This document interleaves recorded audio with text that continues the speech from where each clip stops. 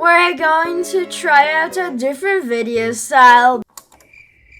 Because in this video, I'm going to be showing you guys how I fixed this $10 PS3.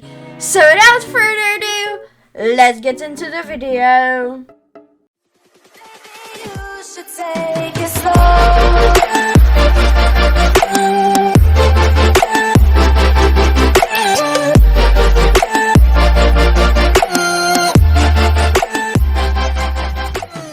Quick warning guys, this video is long, so get some popcorn, sit down, and brace yourselves. The PlayStation 3 or PS3 was released in March 2007 in Europe, which is where I live, and you think that's when our story starts. But actually, we need to go about 5 months back in time.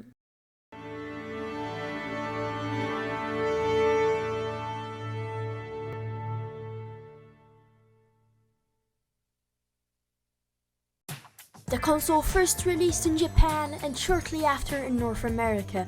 Sony's vision for this generation was the ultimate PlayStation. It was full of tech, including actual PS2 and 1 hardware baked right in, and it showed with a futuristic look. It scored as the most powerful console of its generation, it had Blu-ray capabilities and was region-free. It was a dream come true for a PlayStation fan. Until the price was announced at E3 2006. PlayStation 3 will ship in Japan on November 11th, 2006. In Japan, the 20GB PlayStation 3 will retail for 59,800 yen. And the 60GB PlayStation 3 will have an open price, which the retailers will set. In North America, the PlayStation 3 will be available at retail on November 17th, 2006. The 20GB PlayStation 3 will retail for $499 US and 549 Canadian dollars. And the 60GB PlayStation 3 for $599 US, $659 Canadian. What? What the fuck? People weren't happy, and it showed. The PS3 sold 81,639 systems within 24 hours of its introduction, compared to the Xbox 360 selling out completely. Sony scrambled to cut costs with worthless features, and with that they took out the PS2 hardware, initially replacing it with emulation, but eventually pulling out support completely, basically removing the ultimate status the console had. Of course, those features aren't useless anymore, but at the time, everyone had the PS2. I mean, it did sell over 158 million consoles. Therefore, there was no need for such compatibility with a specific PS3 model, CECHA, CECHB, the launch models for hardware, and CECHE and CECHC, the only backwards compatible model in Europe. With emulation, you could play 3 generations of games in one package, and that's basically why I started this journey over 2 months ago. The ultimate PlayStation.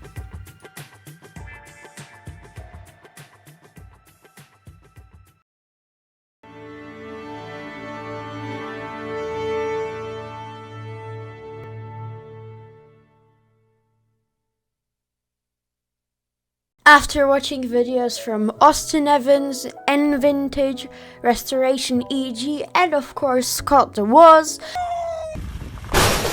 I started a search for my PS3, and after about a week of sifting through all these absurd listings, like this one for $260 and this one for $200, I stumbled upon this beaten up, broken PS3 CECHE01 model, which is a PS2 compatible model from America, indicated by the 01, for just $10. This was just what I was looking for, so I quickly bought it, and about 2 days later, this package came.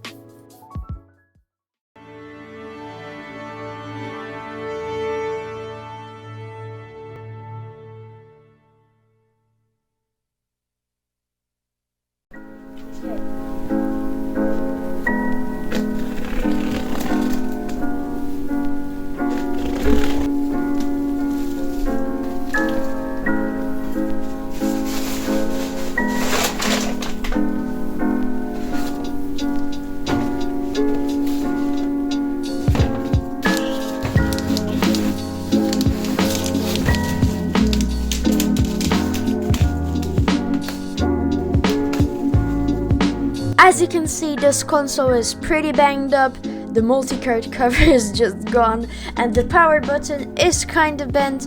There's no hard drive cover, and there's a bit chipped off on the back. The top cover is dirty, scratched, and it has a lot of cracks, so we'll need to do something about that eventually. The back is actually fine, so I think we'll keep that as well as the bottom case shell.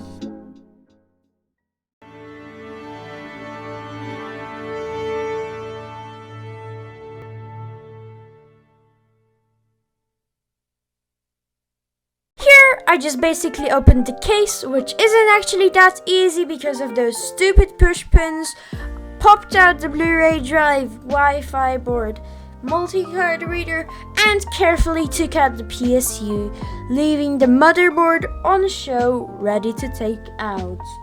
We've got the power supply out. It was a bit of a pain. This little connector here, this power supply says AC input 100 to 240 volts. And this was very lucky because in this PS3 version you could actually get two PSU variants. One with the voltage of a specific region, which in this case would be incompatible with mine, and the other which is universal. And as you just found out, I got the universal one, which means I don't need to buy a new power supply, saving me about $7.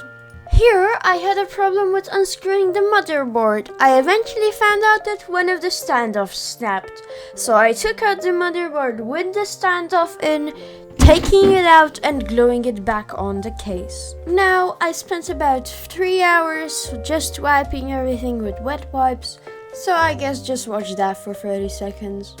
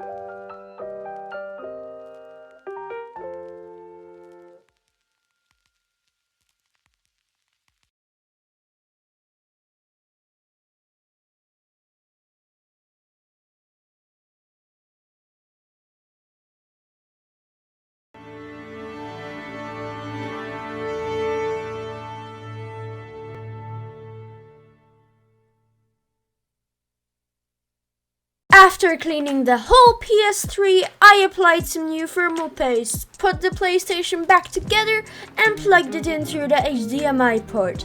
There was no video signal, but the power LED lit up, and I tried to put in a disc. Unfortunately, no results, although it did try to eat it, so to speak, but it seemed like the disc eating system was broken. I eventually located some goop on what seemed to be the chip responsible for HDMI outputs. I deduced that this is the reason why I didn't get any video signal. I found out that besides the standard composite cable, there is a 1080p outputting component cable option for the multi-AV port. So let's see how much it costs. Okay, I am not spending that much on a cable. I fortunately found a knockoff one for $6. Much better. I plugged it in and... Okay, good news. This thing, this bad boy here, booted.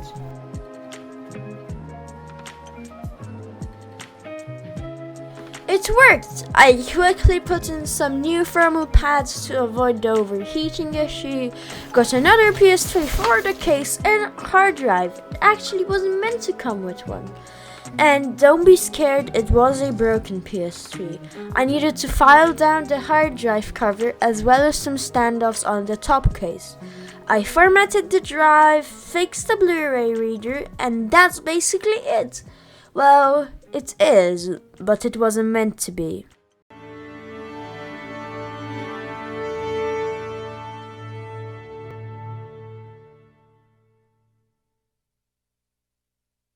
So, I wanted to install EvilNat to region unlock the PS2 emulator, but then the website with the exploit needed to install it got taken down, setting up a temporary website with everything but the freaking thing I needed. And that's where it stands now. I'm still waiting, and I'll let you guys know if I succeed with the modding.